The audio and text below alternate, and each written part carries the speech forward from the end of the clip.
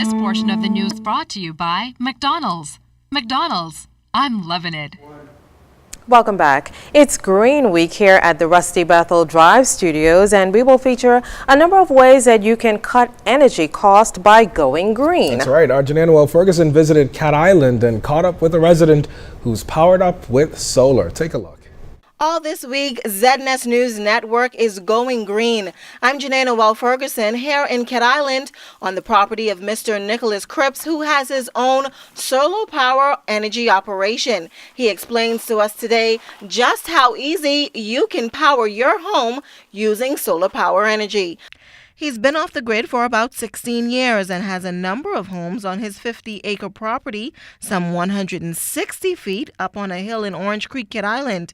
He's still able to cook, enjoy a cool breeze from a fan, and turn on the lights whenever he wants, all without an electricity bill. The more electricity you need in your house to produce, then the more panels you have to have. You have to work out your fridge, your freezer, if you want microwave, if you have to have air conditioning, that's a very expensive way, but you can afford to do it. But if you're running electricity every day, it makes sense. Now, as the sun charges the panels, all of that energy is sent to a series of batteries with sufficient power to supply the home for up to 5 days before a recharge is needed. The investment of a project like this would, at the present rates of BEC, would come to about a 6-year return. With a mortgage plan, just the same as they do with a car or a boat,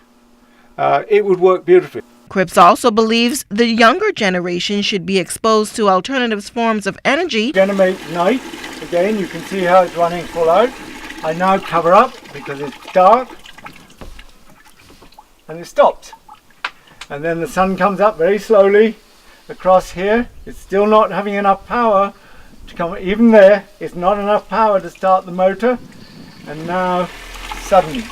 Wasting energy and money paying for something that if you turn it off, it still goes to waste. So I rather use natural resources to make energy. Using oil and diesel, we destroy the earth soon, but if we use solar energy and wind energy, we can save the planet. And it's as simple as that. You too can be solar living like Mr. Cripps in Cat Island. Continue to watch ZNS News all this week as we continue to go green. From Cat Island, I'm Janelle Ferguson, ZNS Network News. This portion of the news was brought to you by McDonald's. McDonald's, I'm loving it.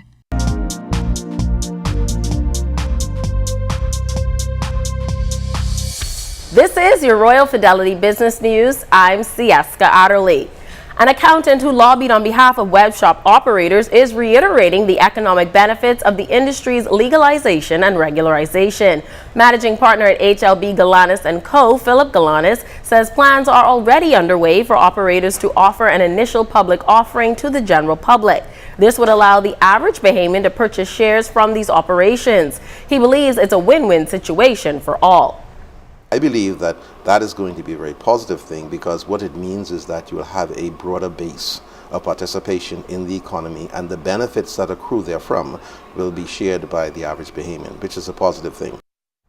In other business news, Arnold Donald, who heads a $3.6 billion Carnival Corporation, will headline the Bahamas Chamber of Commerce and Employers Confederation annual Mix and Mingle for business leaders on October 2nd. The networking reception will be held at the Billfish restaurant at Palm Key.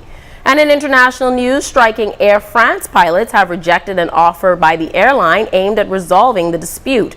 According to the union, a proposed suspension of plans to develop the airline's budget carrier, Transavia, was a smokescreen that offered no more guarantees than the previous offers. It has been costing the firm $19.3 million a day. The 8-day-old strike is the airline's longest since 1998. This has been your Royal Fidelity Business News. I'm C.S. Scotterly.